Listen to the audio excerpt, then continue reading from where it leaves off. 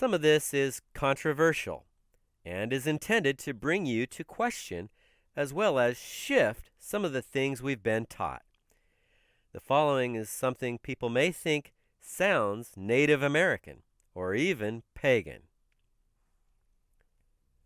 But ask now the beasts, and they shall teach thee, and the fowls of the air, and they shall tell thee, or speak to the earth, and it shall teach thee, and the fishes of the sea shall declare unto thee.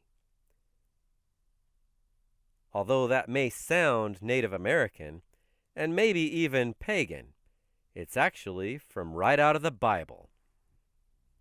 Job chapter 12, verses 7 through 10. Who knoweth not in all these that the hand of the Lord hath wrought this? In whose hand is the soul of every living thing, and the breath of all mankind? And a newer version. But ask now the animals, and they will teach you, and the birds of the air, and they will tell you. Or speak to the earth, and it will teach you. And let the fish of the sea inform you. Which of all these does not know that the hand of the Lord has done this? In his hand is the soul of every living thing, and the breath of all mankind.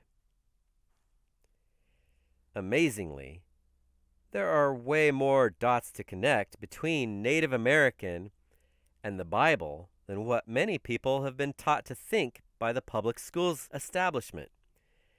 Likewise, much of what we've been taught about paganism has been a lie, according to the movie The Da Vinci Code, as well as its sequel, Angels and Demons.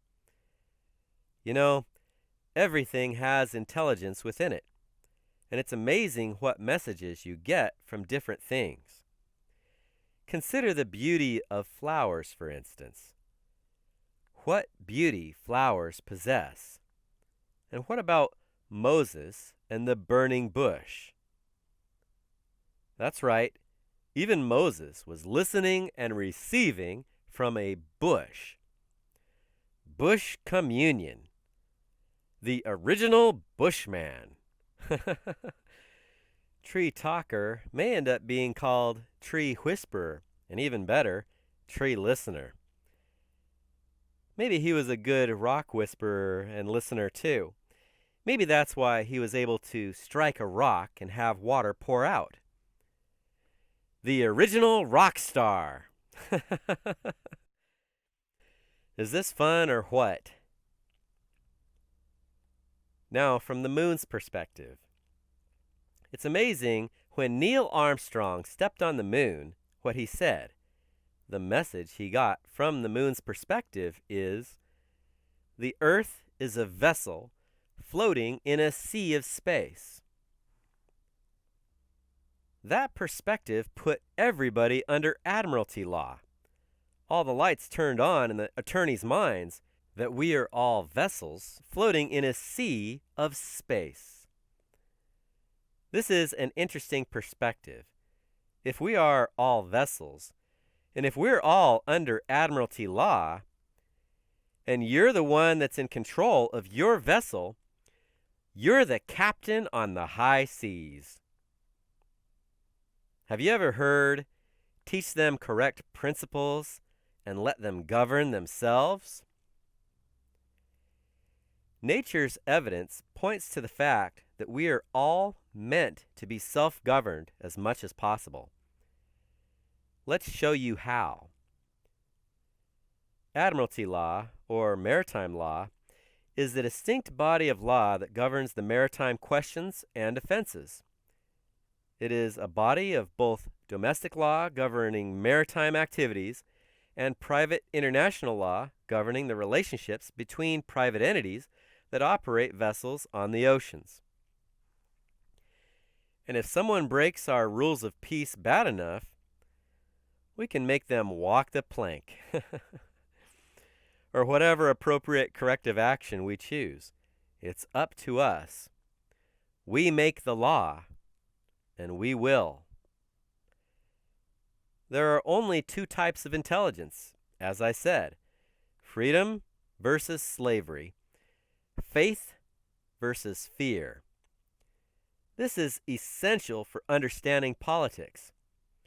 Socialism and democracy, Democrat or Republican, liberal versus conservative, are easily distorted and are obviously misunderstood without the proper understanding of the laws of empowerment. None dare call it conspiracy. Abbreviated NDCC is a book by Gary Allen with Larry Abraham, which talks a lot about the conspiracy of socialism slowly taking over the United States. And I just wish the author of that book better understood the laws of empowerment, but I can say the same for a lot of books.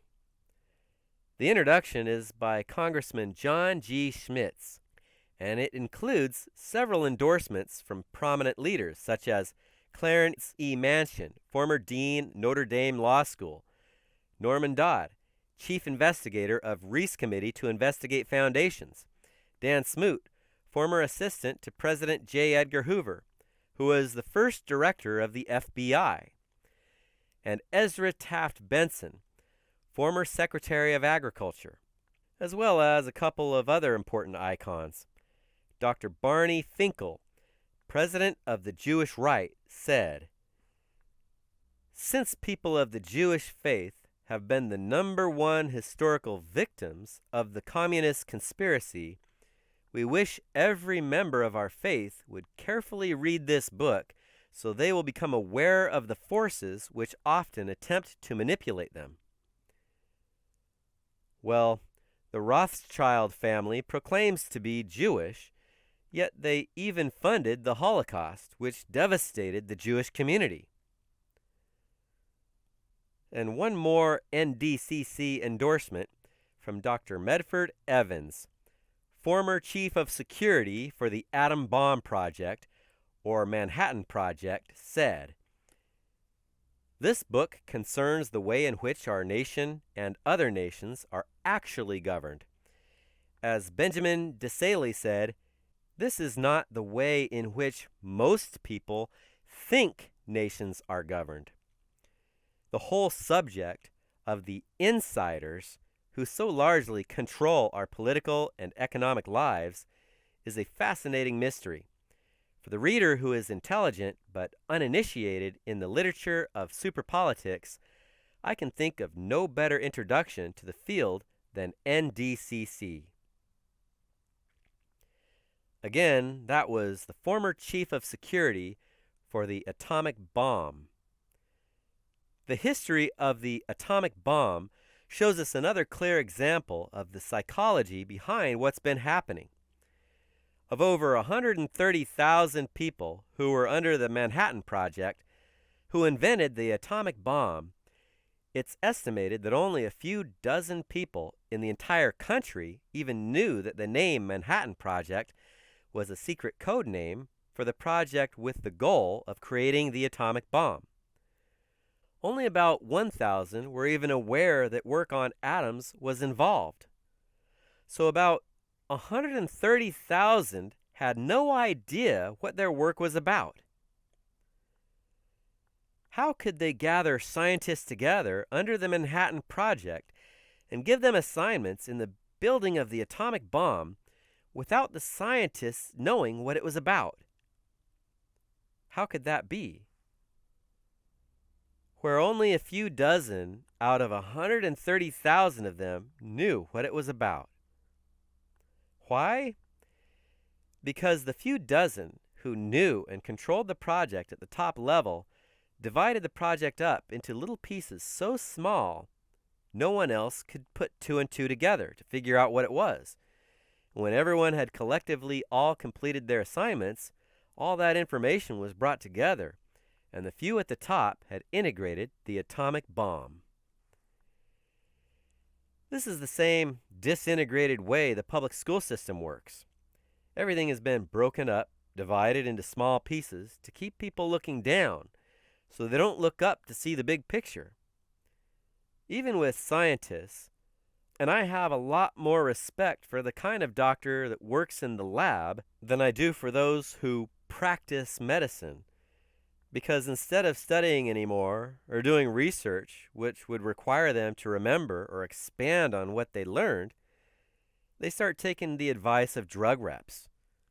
And it's tough to remember 10, 20, 30 years down the road when they're not using the information anymore, whatever they learned the 7 to 10 years they were going to school.